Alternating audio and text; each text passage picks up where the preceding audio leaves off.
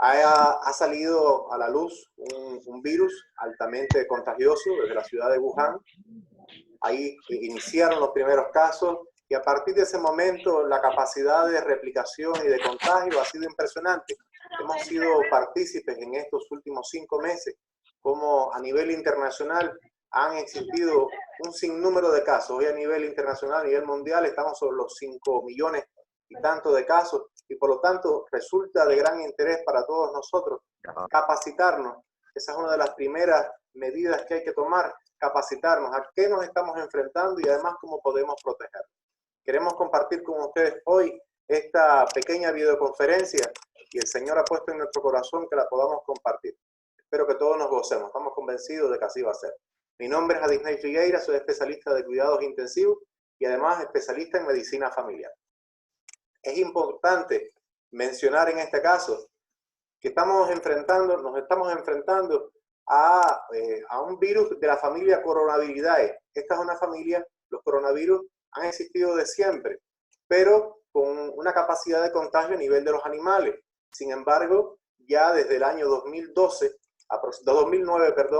ya se han apreciado ya infecciones a nivel de personas. Es importante mencionar que pertenecen al orden nidoviral y que contiene un genoma ADN monocatenario.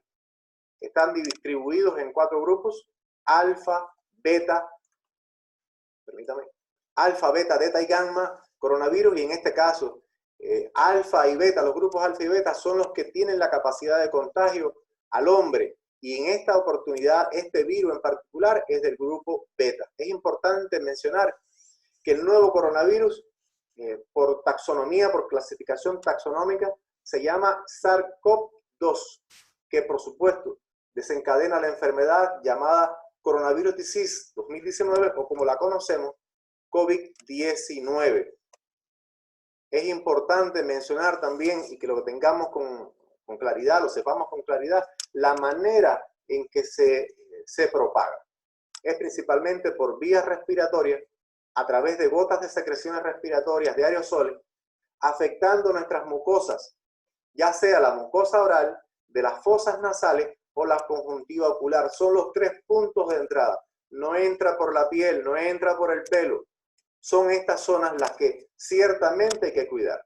Tiene un diámetro, se menciona que también a través de las heces fecales puede también existir un medio de contaminación. Sin embargo, las investigaciones no son concluyentes. A través de los aerosoles, cuando hablamos de aerosoles, es porque el virus es expelido a altas presiones, ya sea por estornudo, ya sea porque en un momento determinado el paciente esté sometido a un sistema de aerosoles terapéuticos, de persona a persona y luego de una fuente común. ¿De qué estamos hablando? Estamos hablando de que una persona infectada pudo haber tosido, una pequeña gota cayó en un determinado lugar, el ejemplo, el teléfono, y otra persona pudo haber tocado el teléfono y en nuestras manos ya ha pasado el virus. ¿Nos contaminamos? No, pero posteriormente nos tocamos la cara, nos tocamos las fosas nasales, nos tocamos la boca, nos tocamos los ojos y ahí nos hemos contaminado. Se ha corroborado de que existe una costumbre, vamos a llamarle así, es incondicionada, no está en nuestra conciencia, pero una persona en una hora aproximadamente se toca la cara aproximadamente unas 25 a 30 veces por hora, imagínense. El diámetro es de 60 a 140 nanómetros, es un diámetro, es un tamaño grande, por lo tanto la capacidad de que pueda quedar suspendido en el aire, como por ejemplo la bacteria, el bacilo de Koch, que es quien produce la tuberculosis, que tiene un peso muy pequeño y puede quedar suspendido en el aire, este no, este tiene un peso bastante grande y además un tamaño grande, por lo tanto esas gotas van a caer, no van a quedar suspendidas. Y el periodo de incubación es de 1 a 14 días. ¿Qué quiere decir eso? Que durante 14 días una persona puede permanecer asintomática, sin embargo sí ser una fuente de contagio para otra, si no está protegida. Es importante mencionar que puede permanecer en superficies inanimadas por un periodo de tiempo que vamos a considerar que puede ser largo. Fíjense, en el caso del aluminio puede permanecer entre 2 y 8 horas, puede permanecer, eso quiere decir que esa gotica de secreción de fluido corporal donde está el virus contenido puede caer en una superficie y usted pasar 8 horas tocar nuevamente ahí, y si no cumplió con las medidas de seguridad, usted puede contaminarse. En el cobre hasta 4 horas, en el cartón hasta 1 día, en el acero hasta 2 días, madera, cristal, 4 días, en el papel que tenemos constantemente en nuestras manos, entre 4 y 5 días, en los utensilios de cocina, hasta 5 días. Y lo mismo sucede con la cerámica, que puede permanecer hasta 5 días suspendido ahí. Por lo tanto, nos damos cuenta de que la posibilidad de que nos podamos contaminar es bastante grande. ¿Qué quiere decir? ¿Que nos vamos que tenemos que extremar nuestras medidas de seguridad? Sí, por supuesto, hay que hacerlo. Pero, por supuesto, también existen medidas que nos protegen, y esas son las que vamos a tener a continuación. Vamos a comenzar con las medidas de control. Estas son muy generales. En primer lugar, minimizar el contacto con las personas que están afectadas. Por eso es que ha existido una orden de confinamiento y una orden de distanciamiento social, aproximadamente 2 metros entre una persona y la otra, porque según el peso y el tamaño que tiene este virus, las gotas que pueden ser expelidas durante un estornudo o un acceso de tos no van a pasar más allá de 4 horas, excepto que estemos en una corriente de aire. En este caso se menciona que si tiene usted que viajar, bueno, trate de que no sea en lugares cerrados y que no exista mala ventilación. Por eso es que hoy se han prohibido los espacios públicos cerrados. Hablamos de los cines, hablamos de los teatros, lugares donde la ventilación es pobre y la cercanía de personas es bastante grande. En segundo lugar, cubrirse la boca al estornudar y toser, aquí con una particularidad, con el ángulo interno del codo o usando toallas descartables. Es importante mencionar que no se debe tapar con la mano, la boca o las fosas nasales. ¿Por qué? Porque a través de los dedos puede filtrarse. Y con el ángulo interno del codo no está así. Y si tuviéramos pañuelos o toallas desechables, tampoco queda contenido. Todo el fluido corporal o las secreciones quedan contenidas ahí.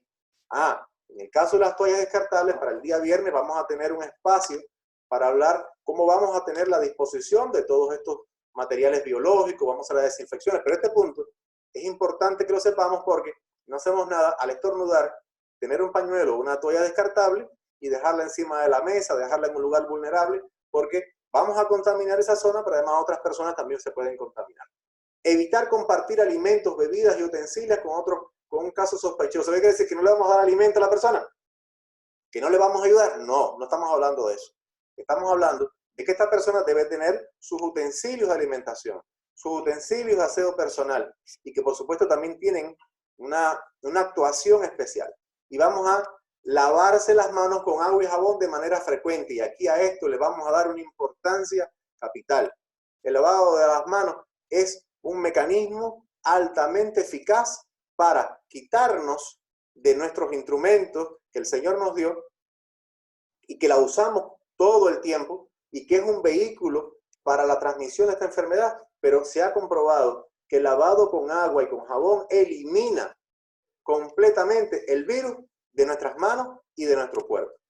Pero es costumbre nuestra utilizar el agua y jabón de manera cotidiana en todas nuestras actividades. No suele ser así. Incluso para nosotros los profesionales de la salud, no ahorita, en un momento determinado de inicio de carrera, nos fue dificultoso. Hoy es parte de nuestra cultura, pero es un papel importante.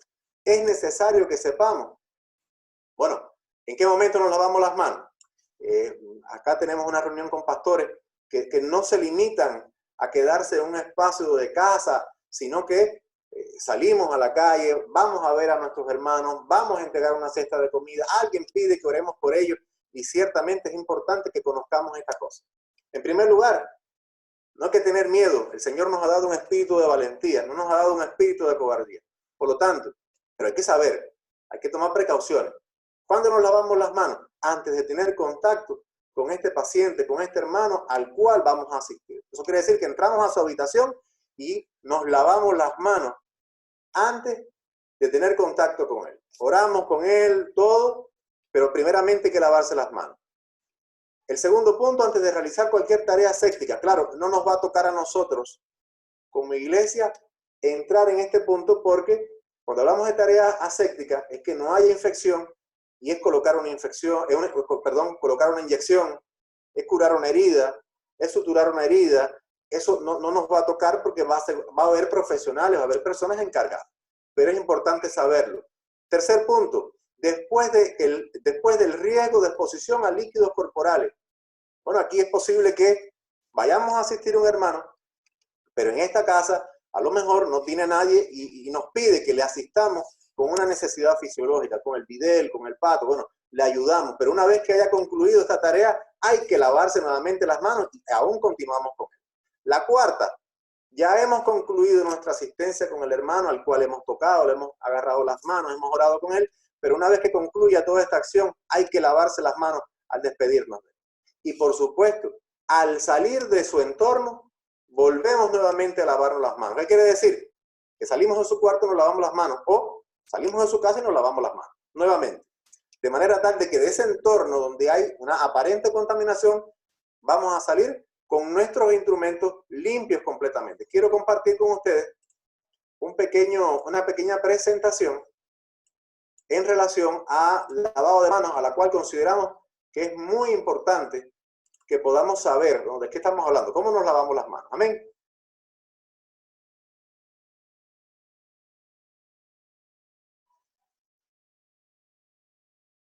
Excelente.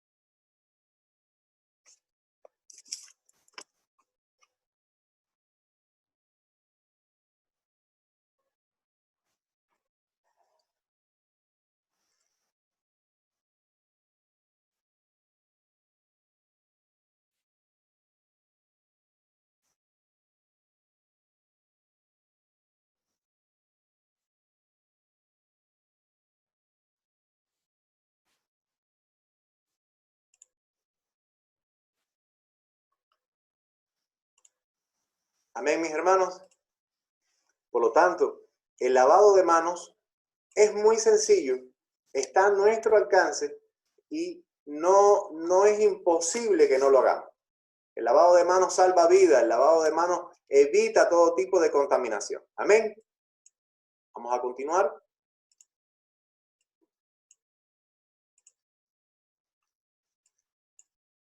Muy bien. Técnicas de lavado de manos.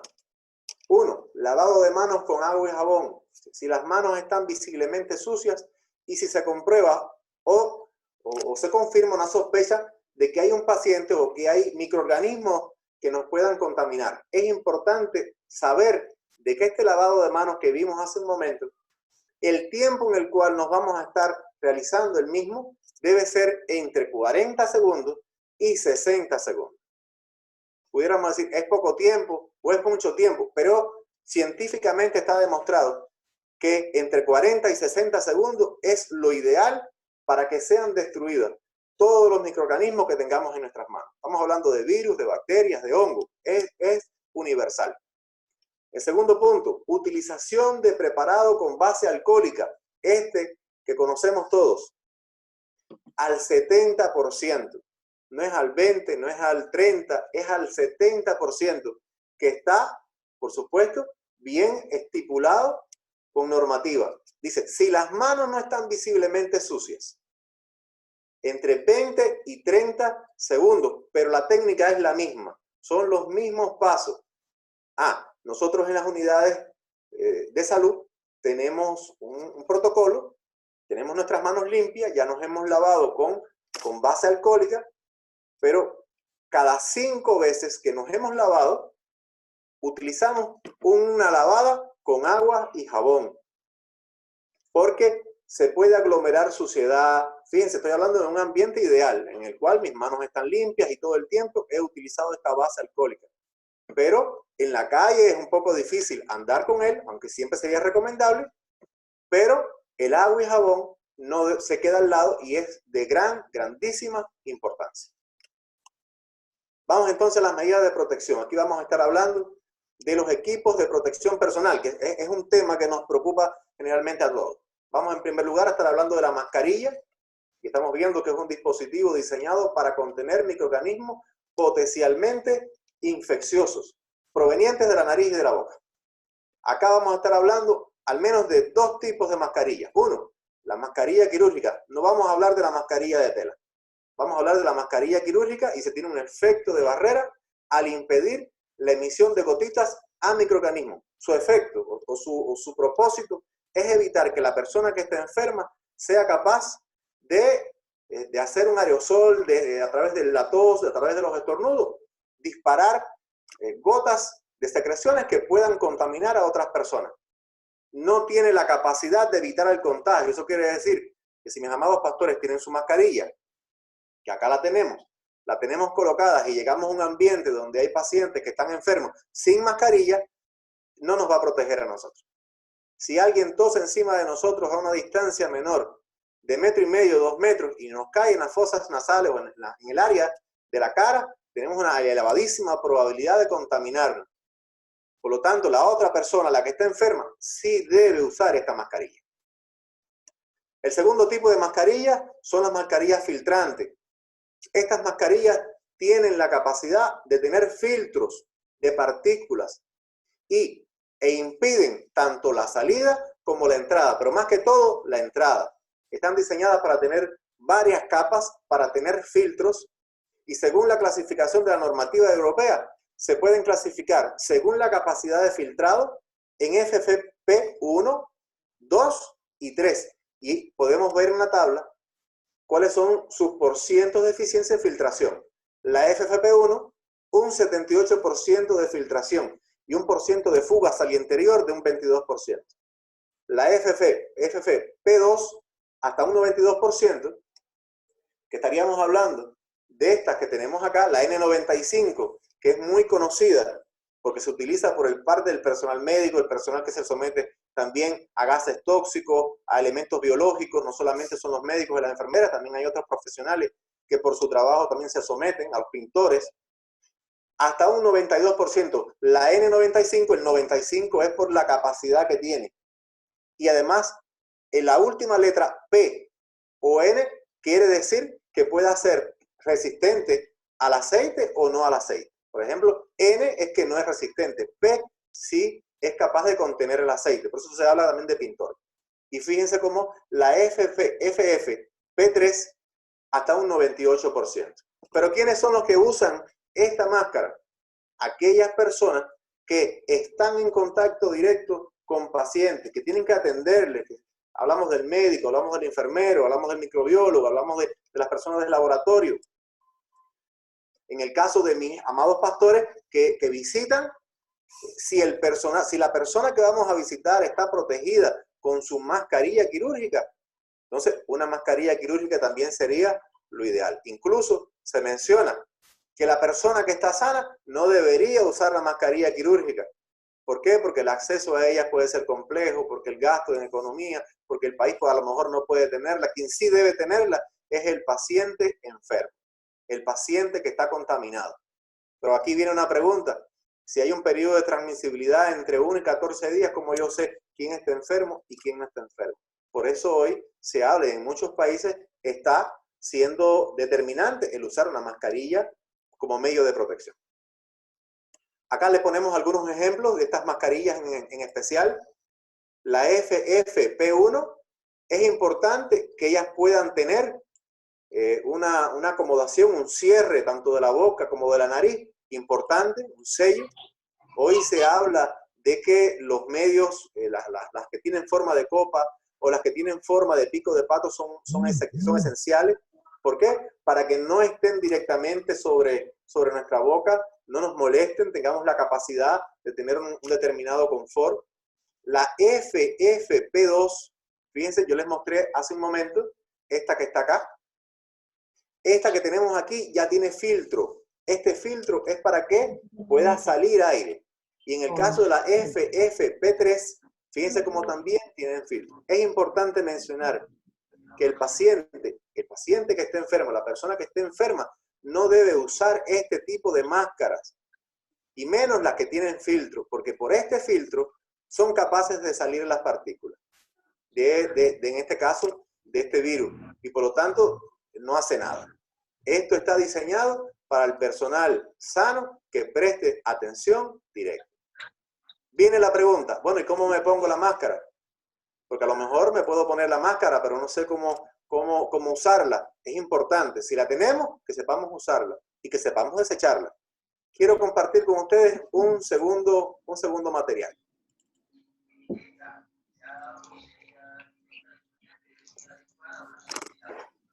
No, ya.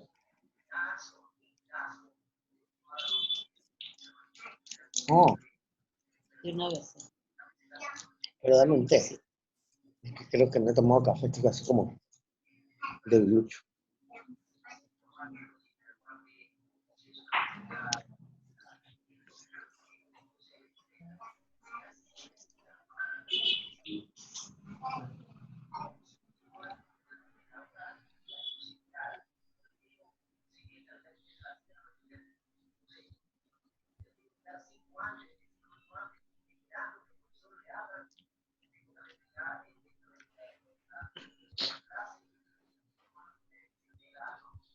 La mascarilla también, la persona la pasamos mucho tiempo seguida, pero por lo menos las mascarillas sean de cada persona.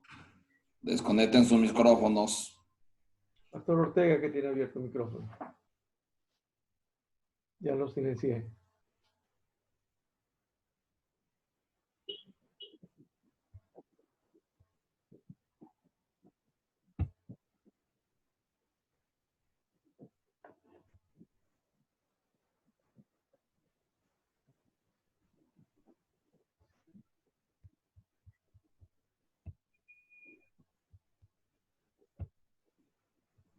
No se ve nada de lo que está presentando.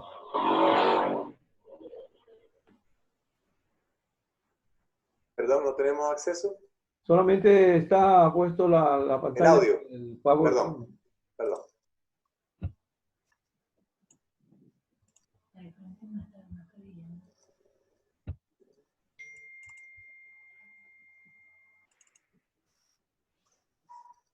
¿Ahorita sí? Sí, ahí sí. Ahora sí. Gloria sea al Señor. El anterior tampoco se presentó. Ya, pasé rápido entonces.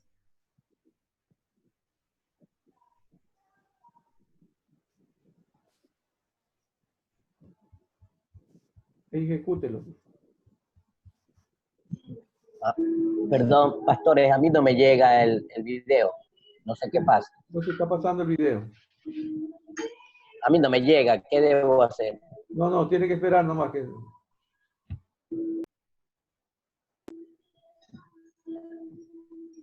Doctor, no se está presentando.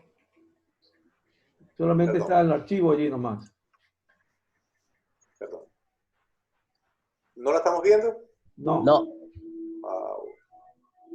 Vamos a ver.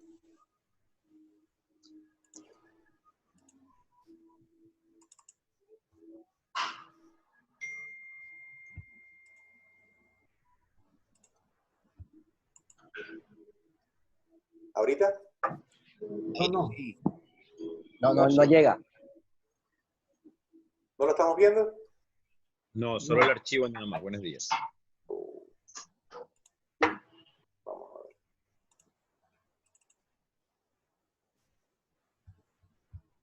Hay algunos problemas técnicos.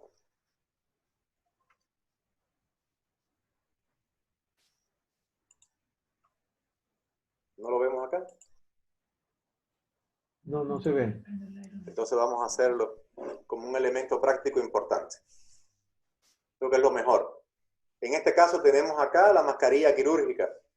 La mascarilla quirúrgica tiene una capacidad, ya lo habíamos hablado, de evitar que la persona que está contaminada, que está enferma, en esta oportunidad, a través de su respiración, a través de la tos, a través del estornudo, pueda contaminar a otras personas.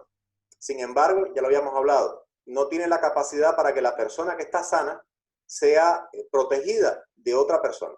En este caso es importante mencionar que la mascarilla quirúrgica tiene un color azul intenso, que es la parte de adelante, y un color más celeste hacia la parte de atrás. La manera correcta estaría de esta forma, acá. En la parte superior, él tiene un clic metálico. Ese clic metálico debe acomodarse a nuestras fosas nasales. Es importante mencionar que los filtros que vemos acá deben quedar hacia abajo. No hay pérdida porque el clic metálico queda en la parte superior. Debe, por supuesto, completamente tapar lo que son las fosas nasales y la boca. Es importante mencionar que esta mascarilla quirúrgica tiene una capacidad para trabajar con nosotros, para permanecer con nosotros, entre 2 y 6 horas. No es una mascarilla que podamos reutilizar constantemente. Hay algo que decir. Una vez que la mascarilla esté humedecida en su parte interior, también debe ser cambiada, no importa que haya pasado 30 minutos o 1 hora. Si se humedece, debe ser retirada completamente. Amén. Es importante mencionar. La segunda demostración que les estábamos llevando tenía que ver con la mascarilla N95. La mascarilla N95, recuerden, que es aquella que es capaz de filtrar hasta el 95% de las partículas a las cuales vamos a recibir. Es importante mencionar que esta mascarilla estaría reservada para el personal que está en asistencia directa con una persona que está enferma y que no está protegido, o que está tosiendo, o que está en una situación de riesgo donde se está poniendo aerosoles. Esta mascarilla, de la misma manera, tiene un clic metálico y ella tiene que cumplir con algunos requerimientos, como cuáles, como que haga un sello hermético sobre nuestras fosas nasales y sobre nuestra boca. Mencionábamos en el video que se debe tomar en nuestra mano y las tiras que la sostienen, tanto la superior como la inferior, deben quedar en esta posición. ¿Por qué? Porque usted se va a colocar completamente y va a sellar. Primero se coloca la banda superior hasta las orejas y en segundo lugar la banda inferior que va a cerrar la parte del cuello. Y posteriormente se debe con los dedos hacer un sello total, de manera tal de que no haya salida de aire hacia la parte superior. En los laterales y en la parte de abajo es por donde debe salir el aire. Hay algo que es importante mencionar. Antes y después debe ser lavada las manos. Amén. Cuando nos vayamos a retirar, sucede algo parecido. Primeramente inferior, después la parte superior y se retira. Ya si está contaminada, la parte anterior no debe ser tocada. Y por supuesto, debe ser llevada a un sitio para disposición final de estos dispositivos. Amén. Amén. Amén. Amén. Amén. Amén. ¿Vemos la Amén. diapositiva? Amén. ¿Estamos viendo la diapositiva ahorita? No. No, nada. Muy bien, vamos allá. Disculpen ahí vamos aprendiendo con este Perdón, ejercicio. doctor, disculpe. Esa mascarilla que acaba usted de decir, Sí. ¿cuánto tiempo puede durar? La mascarilla N95 hasta 8 horas de uso continuo.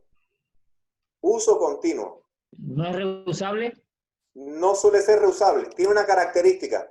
Una vez que usted lo usó, entramos a un espacio donde la tenemos que usar, pero la vamos a usar por pocos minutos, 10, 15, 20, 30 minutos. Usted la puede reutilizar, siempre y cuando no dañe el filtro, siempre y cuando no dañe la copa, porque esta copa tiene al menos 5 capas de filtro. Si usted la daña, ya la capacidad de filtrar ya va a ser insuficiente. Y además el sistema de selle que va a tener acá también va a ser insuficiente.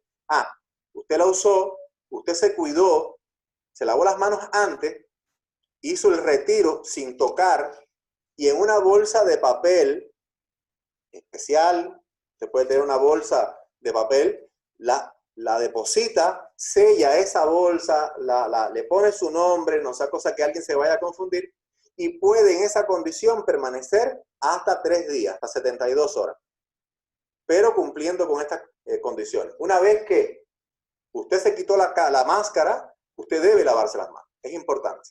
Algunas claves en cuanto a la efectividad. Ahorita sí estamos viendo la presentación.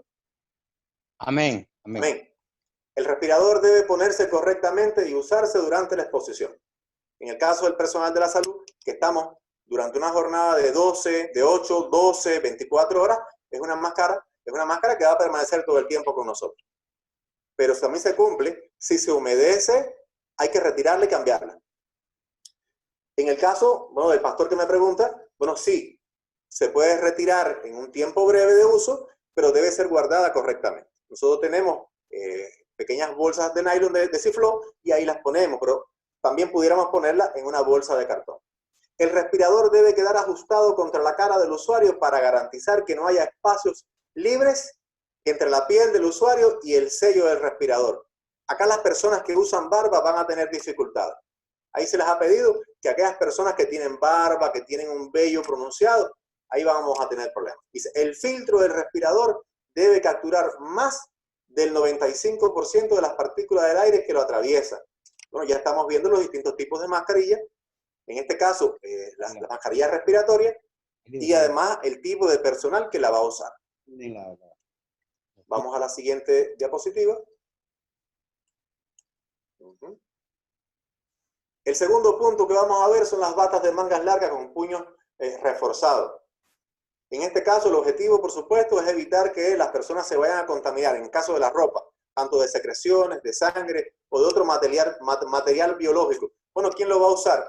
La persona que esté en contacto directo con un paciente contaminado.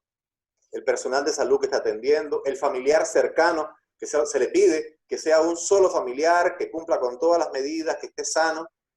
Doctor, porque va a estar en contacto con... ¿Perdón? Póngalo a manera de presentación. Amén.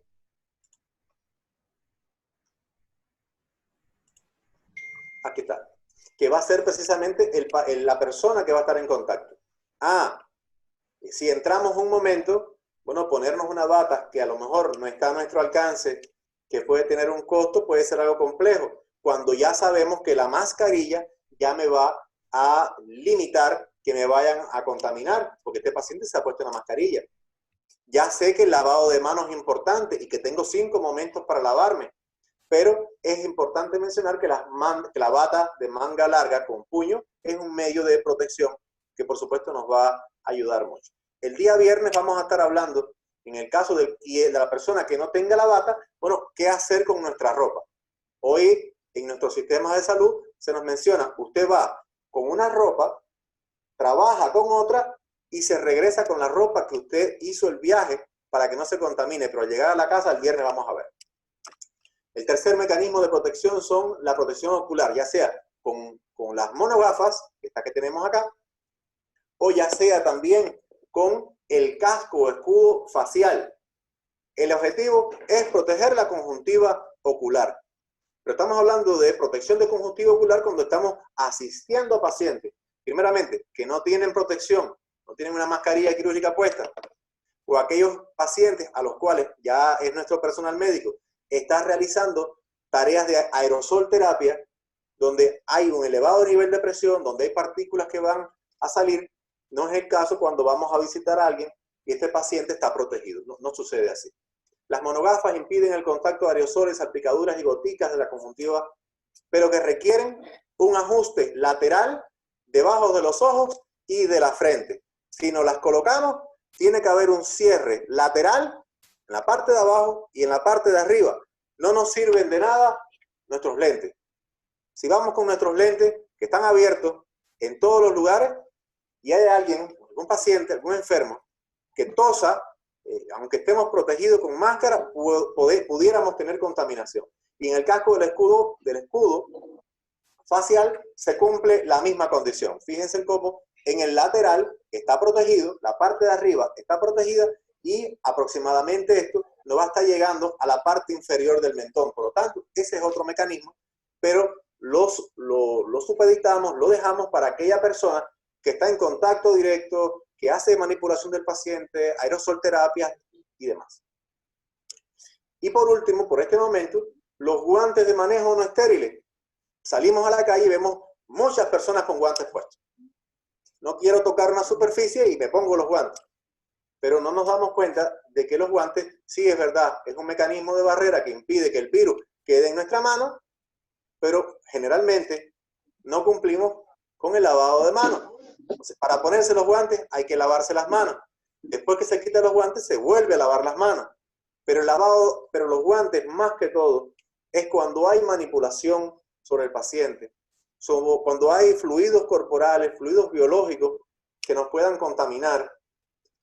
Pero tiene que cumplirse para que sea efectivo el lavado de manos antes y después. Amén. Por último, mencionar, no podíamos dejar de mencionar la palabra del Señor. En Colosenses 3:23 la palabra del Señor dice, y todo lo que hagáis, hacedlo de corazón, como para el Señor y no para los hombres, amados pastores. Que el Señor les bendiga por el día de hoy. Esta es la presentación a la cual queríamos compartirles. Muchas gracias, doctor.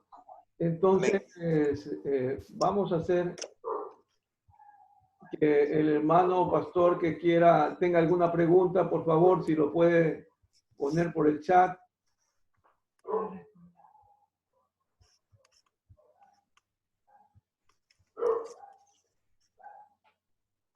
Aló. Aló, ¿sí me escuchan? Amén. ¿Sí me escuchan? Sí. Bendiciones.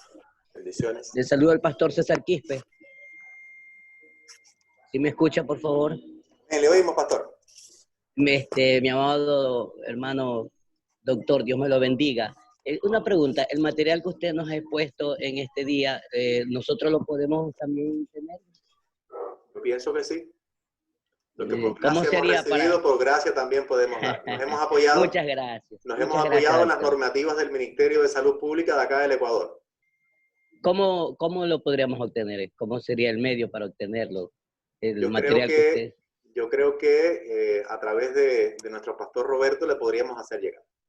Ya, muchas gracias, pastor, mi hermano querido. Muchas gracias. Una pregunta, sí, hay que generar preguntas, doctora Disney.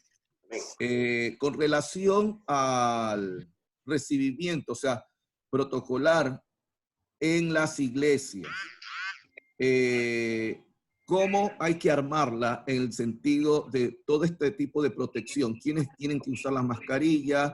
Si hay que usar guantes, ¿quiénes tendrían que usar los guantes dentro de la iglesia? ¿Servidores o no servidores? ¿El pastor?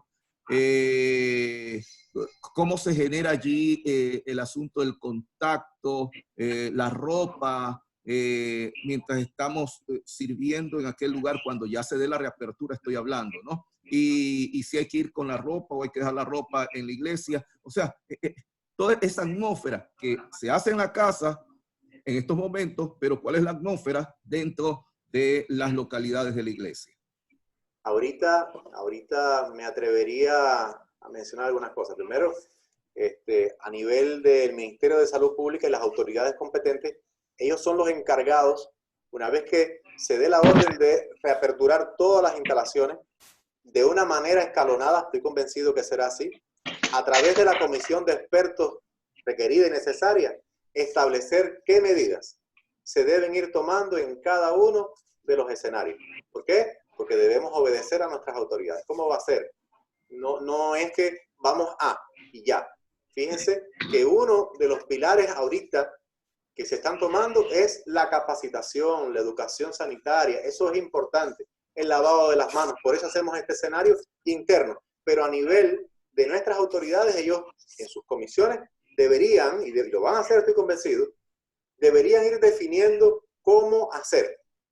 Incluso, cuando usted revisa las normativas, se dice, todos deberíamos usar mascarillas quirúrgicas, que sería el medio de protección más adecuado. Ahí dicen, solamente aquellos que estén enfermos. Pero vamos a la pregunta. Bueno, y aquel que está asintomático y que está en el periodo de 14 días y que no sé, si yo no traigo y él tampoco, él me puede contaminar. Por lo tanto, no descarto que esta sea una medida futura, el uso de mascarillas en aquellos escenarios donde tenemos cercanía con otros hermanos. Incluso se menciona, bien, yo voy a entrar en contacto con alguna persona, me pongo mi mascarilla quirúrgica, pero ya yo salgo a un espacio abierto donde no tengo a nadie a menos de 2 metros, donde estoy caminando libremente, donde voy en mi vehículo, no la debo usar. Fíjese, pero yo no descarto que en relación a la mascarilla quirúrgica, la indicación sea que todos la usemos. Es posible que en el caso de nuestras iglesias se deban tomar algunas consideraciones, por ejemplo, con ventilación, algunas consideraciones con espacios entre un hermano y otro, consideraciones con el uso de la mascarilla. Ponemos un ejemplo.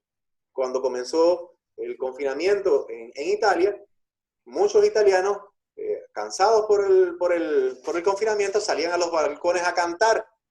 Y era un mecanismo al aire libre de diseminación impresionante. En nuestras iglesias nosotros alabamos, nosotros nos gozamos. Bueno, estoy convencido de que sobre eso habrá alguna decisión. En relación al uso de guantes, no lo creo. No creo que sea una medida a utilizar. ¿Por qué? Porque esta sí debe ser una condición. No descarto que sea una indicación que en cada una de nuestras iglesias existan puntos para que los hermanos al entrar se laven sus manitos y a la hora de la salida también suceda. Pero si yo tengo un saludo o un contacto que hoy no está permitido, hermanos, tengamos una distancia, pero a lo mejor pueda suceder, hay que lavarse las manos. ¿Por qué? Porque ya nuestras manos pudieron haber quedado contaminadas. En el caso de las gafas protectoras, en el caso del escudo, no lo creo. Esto no debe usarse, no, es para cuando tengamos contacto con un paciente enfermo. Y en el caso de las gafas protectoras, si todos los hermanos que estamos en la iglesia usamos la mascarilla quirúrgica, no habría forma de que alguien nos pueda contaminar. ¿Por qué? Porque está diseñado para que no atraviese esta protección y el aire salga por los laterales, pero es tan pesado el virus que al salir caerá. Por eso es que la distancia de 2 metros será importante. En el caso de las batas, tampoco, no es un elemento que se vaya a usar en nuestros escenarios. Los hermanos cuando llegamos acá a la iglesia vamos vestidos, debe haber, vuelvo a decir, debe haber esto como una condición obligatoria seguramente, lo mismo que esto. Pero cuando lleguemos a nuestras casas, eso lo vamos a hablar con detalle el viernes, me gustaría abordar sobre esto. Pero hay que tener un grupo de condiciones en casa creadas para que esa ropa quede fuera de casa. Porque aunque cumplimos con todas las medidas, aunque nos lavamos las manos, en nuestra ropa pudo haber una contaminación y ya sabemos que puede estar desde horas hasta días en alguna superficie. Entonces toda esa ropa debe seguramente quedar en un espacio, en un recipiente, con agua clorada o con detergente. Los zapatos deben ser puestos en otro sitio, desinfectados con cloro, en una solución específica. Nuestra entrada a la casa, o también por un espacio determinado, automáticamente nos estamos bañando. Y después que estamos bañados, que estamos completamente desinfectados, bueno, entramos a la casa ya vestidos o en nuestro espacio. Les pongo el ejemplo, acá en nuestra casa tenemos una entrada independiente hasta nuestro cuarto, un grupo de condiciones. La ropa queda en otro sitio. En nuestros hospitales, nosotros llegamos con una ropa, nos cambiamos en un lugar limpio, entramos, nos contaminamos, salimos, nos quitamos la ropa, nos bañamos y salimos ya vestidos con la ropa que en un lugar seguro hemos dejado. Aún así, llegamos a la casa y nos quitamos toda la ropa cumpliendo con todas estas medidas. A lo mejor esta es una indicación que se da a la población, a los hermanos que van a acudir a la iglesia. Amén. Doctor, hay una pregunta del pastor Alex y Ada Estrada. Dice, ¿cuál debería ser la mascarilla más recomendada y cuánto tiempo duraría esa mascarilla? Para la persona que está enferma, debería ser la mascarilla quirúrgica. Hoy hemos tomado alternativas en relación con la confección de mascarillas de tela, pero hasta este momento no hay evidencia suficiente de que la mascarilla de tela cumpla con los estándares suficientes y necesarios para protegernos. Los pacientes que están enfermos y contaminados deberían usar esta mascarilla. La normativa dice que el paciente que está sano, las personas que están sanas, no la deberían usar. Pero yo siempre pongo el punto del periodo de incubación y aquella persona que sí tiene el virus, pero que es asintomático y que pudiera contaminar a otros. Por lo tanto, en los lugares públicos deberíamos todos tener al menos mascarillas quirúrgicas. Las mascarillas respiradoras, N95 y todas las demás, no es objetivo. Con esta mascarilla todos quedaríamos protegidos. No para que nos protejan a nosotros, sino para proteger a otros de no ser contaminados. Amén. Bien. Perdón, pastor. Sí, y se pueden usar entre 2 y 6 horas. Pero una vez que quede humedecida por dentro, porque a lo mejor hay secreciones, debe ser cambiada automáticamente. Amén. Una pregunta, pastor. Por favor, las preguntas a través del chat. Las preguntas a través del chat. Escriba, por favor, voy a silenciar a todos. Correcto.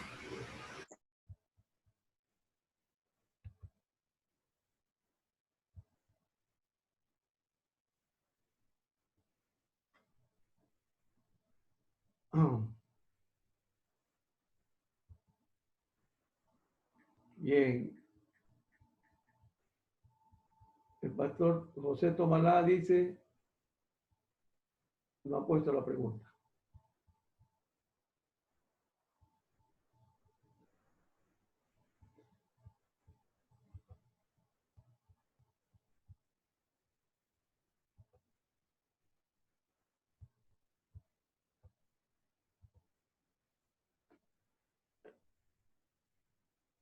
¿Qué mascarilla deben usar los niños? Dice.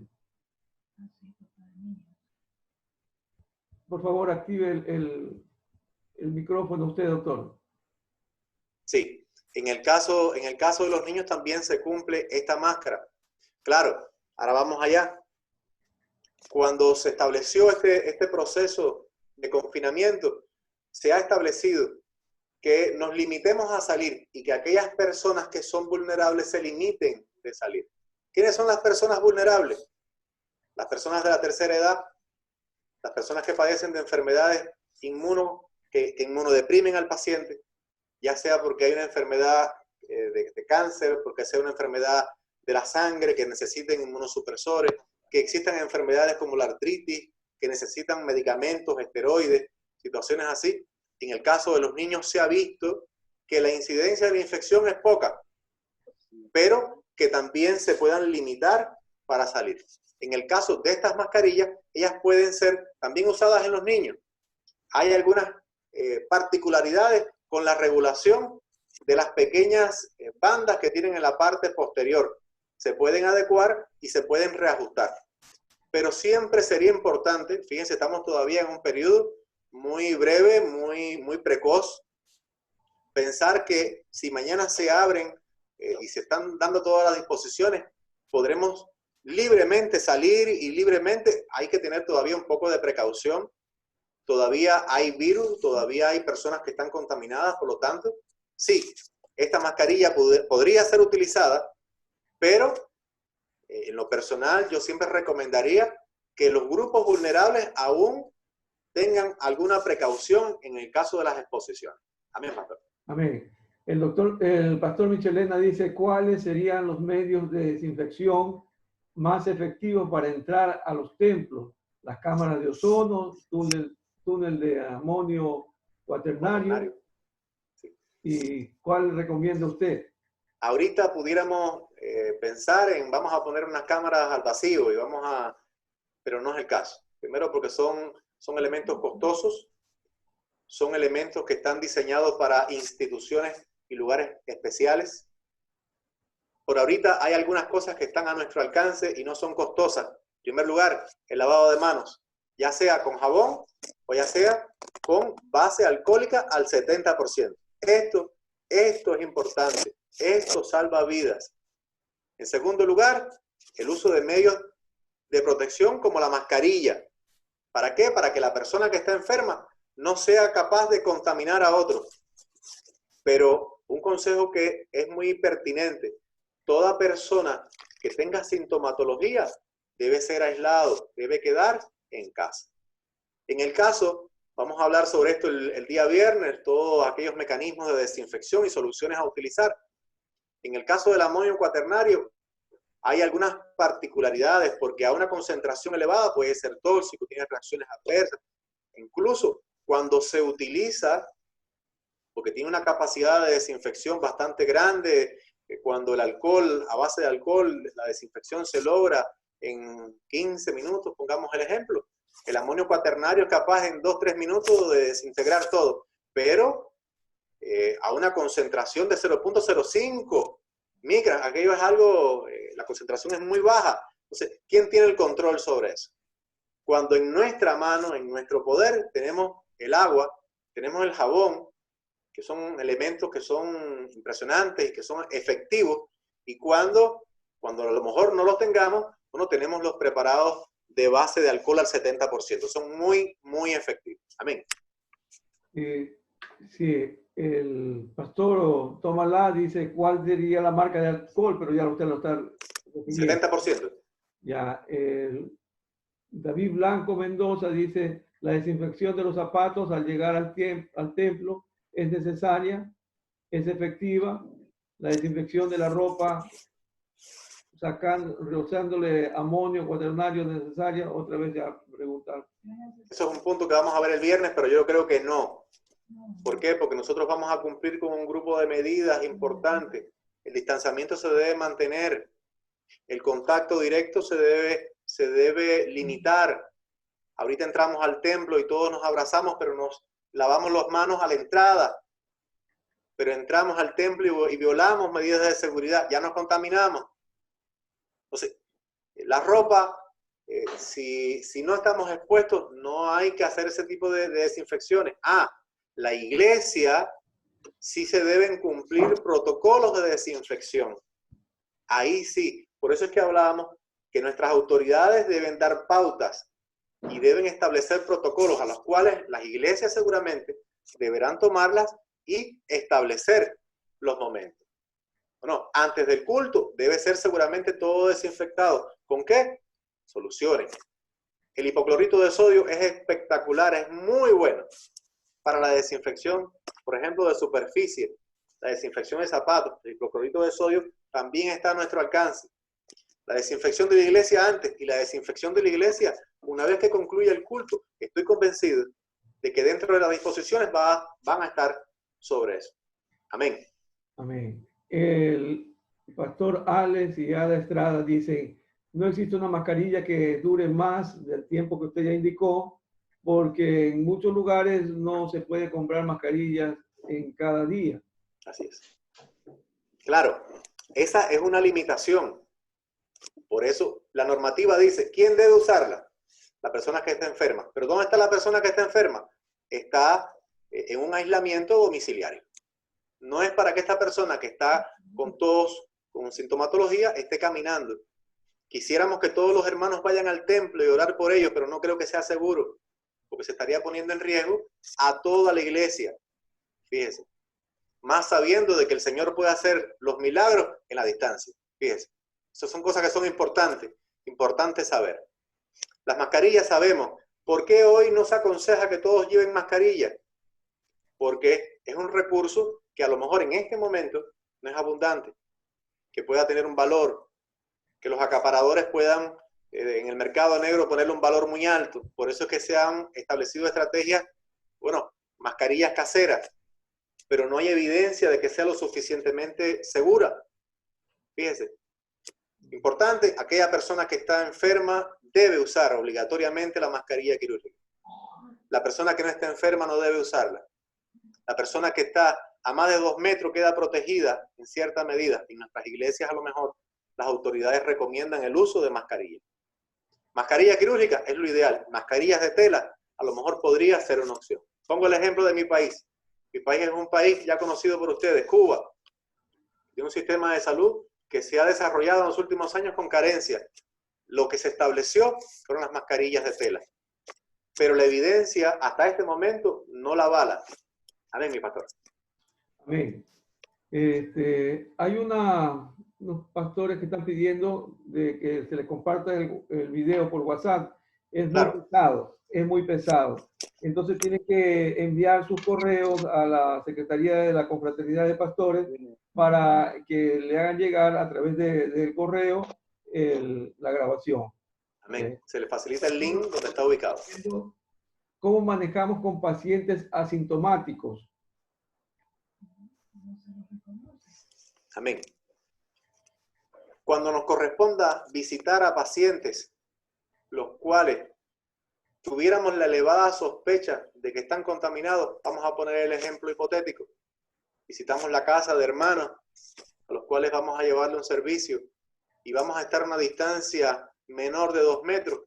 Bueno, estas personas deberían usar mascarilla y nosotros también deberíamos usar mascarilla. Fíjense. En el caso de la persona que vamos a asistir, si tuviera la mascarilla, bueno, nos estaríamos protegiendo, a lo mejor nosotros no deberíamos usarla. Pero en el caso de que no la tengan, bueno, ya habría que pensar. Ya esta mascarilla sabemos que si el hermano que vamos a visitar no tiene mascarilla y está enfermo, esta mascarilla no nos protege. No nos protege. Y mucho menos la mascarilla de tela. Nos tocaría entonces pensar en un respirador, ya sea la mascarilla N95, pero accedemos, la tenemos en nuestra mano, a lo mejor no. A lo mejor entonces tendríamos que tener una distancia, un distanciamiento de 2 metros. A lo mejor esa podría ser una de las estrategias. Fíjense. Pero cuando vayamos a visitar a ese hermano, ese cuarto o esa casa donde esté, no puede estar cerrada.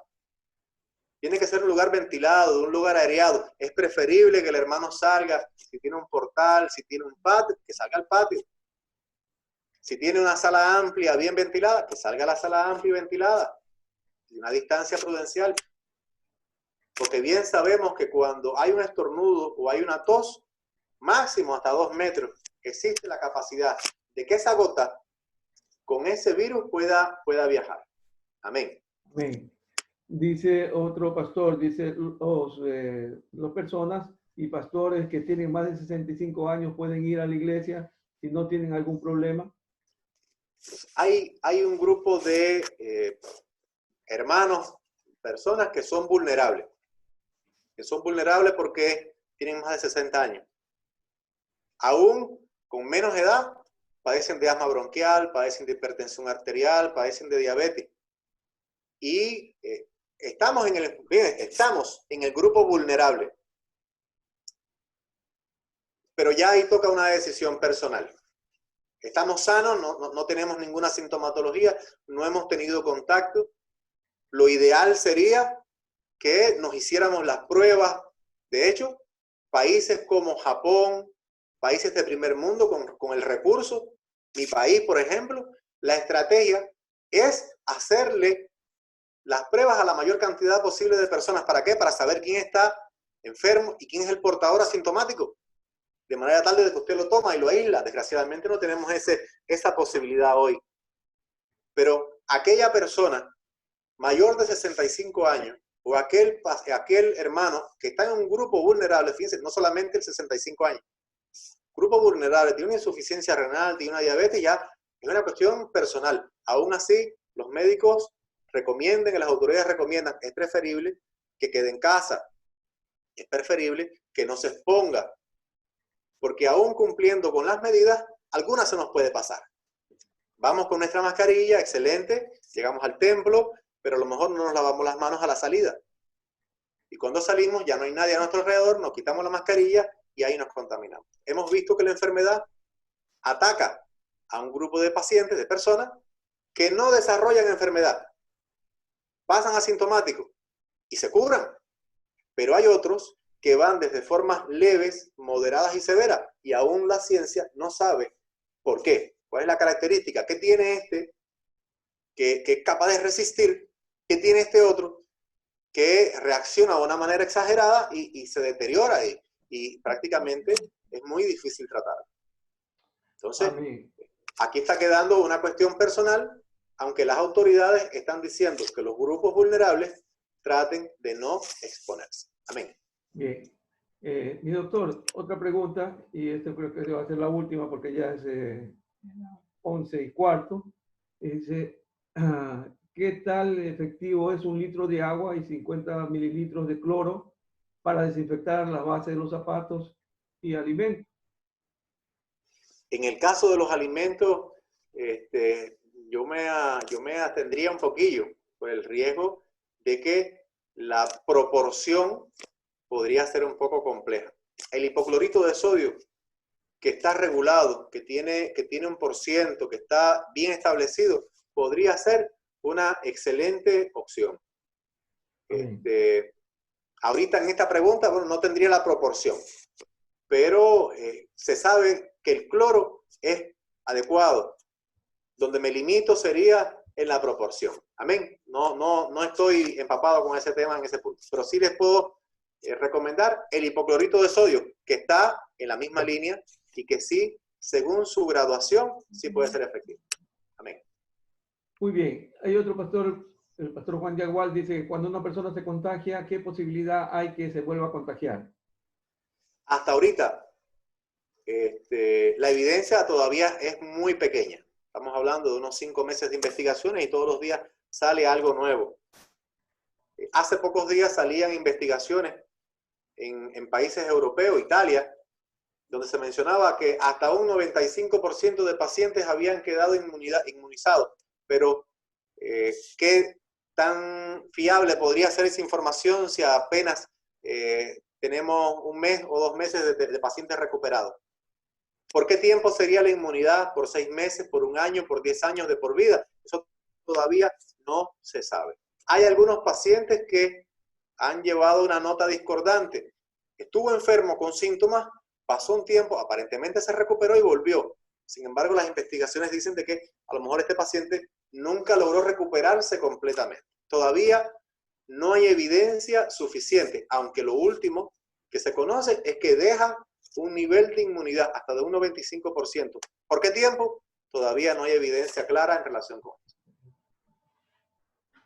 Amén. Amén. Bien, hay otras preguntas que están poniendo porque parece que se conectaron a mediados de la exposición, de la conferencia, y lo que estamos pidiendo es que nos envíen los correos para poder mandar toda la conferencia, toda la grabación a través del correo y ahí lo puedan revisar completamente.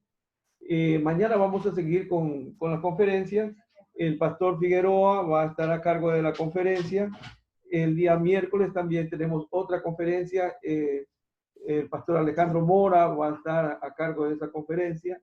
El día jueves, el economista Sandro Ruedas va a estar a cargo de la conferencia. Y el viernes nuevamente el pastor Adinley para reafirmar lo que se dijo y otras cosas adicionalmente para que sacamos de todas dudas, ¿no? Y el día sábado cerramos nuestra conferencia con el doctor Samuel Merlano para, bueno, dar directrices aparte, la parte psicológica que, vista de esta crisis, algunos hermanos y también iglesias están viviendo momentos de depresión psicológicos.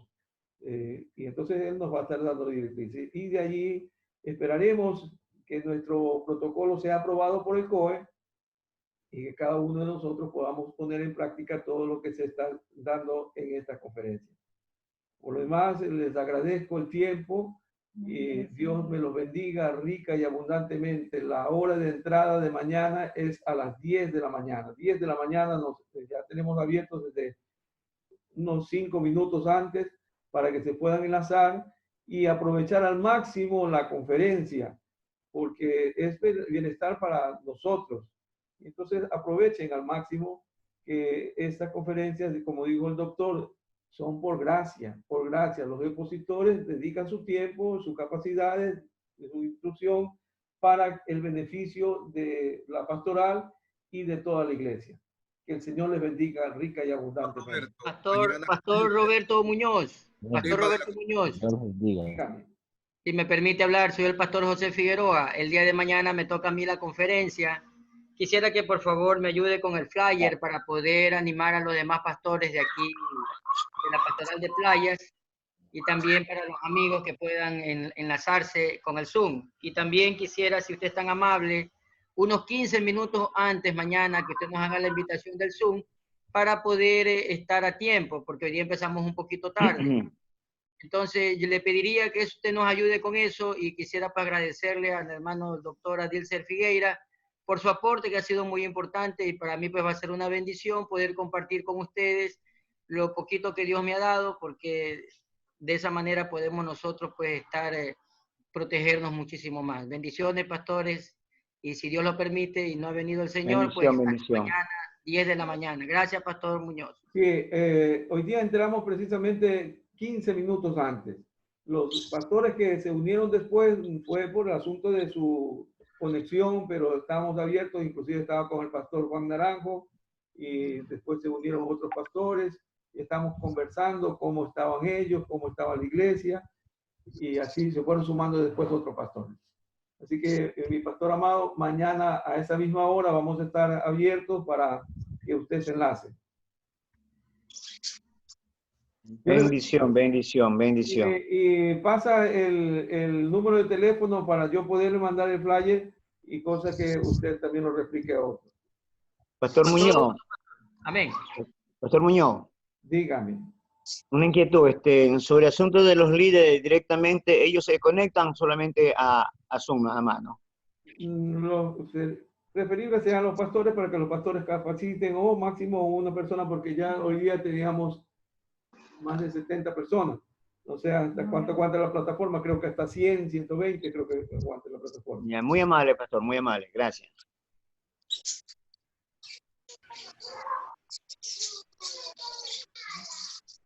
Bien, gracias, Pastor Roberto. Pastor Figueroa, no se olvide mandarme su teléfono para yo mandarle el flyer.